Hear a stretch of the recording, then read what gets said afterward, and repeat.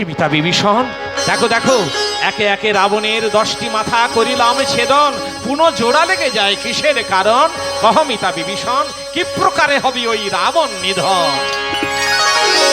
কর জোড় করি কহে মিত্র বিভীষণ, পূর্ব কথা আজি মোর হইল স্মরণ। রাবণ করিয়াছিল ব্রহ্মার আরাধনা, প্রীত হয়ে দিয়েছিলেন মৃত্যুবান রাবণের করে, আর বলেছিলেন বিপক্ষে বান যদি পায় কোন মতে, প্রহার করে যদি তোমার বক্ষেতে, বক্ষে যাবে ব্রহ্মাস্ত্র ভেদিবে তোমার, সেই দিন রাবণ তুমি হইবে সংহার।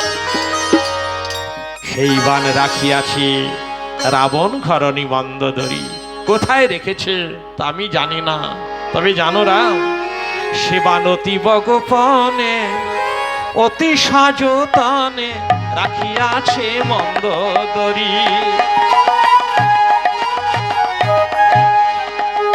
সে বান অতি গোপনে অতি সযতনে রাখিয়াছে মন্দোদরী।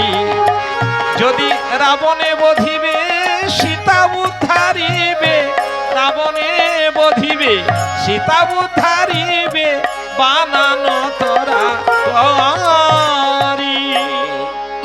বান আনিবে এখনি যদি বধ দুষ্ট দশাননে, বানানো সাবধানে বধ দুষ্ট দশাননে, বান আনিবে গোপনে।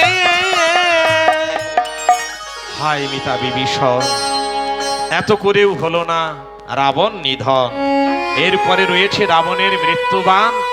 হায় কি করে সম্ভব ওই রাবণকে বধ করা?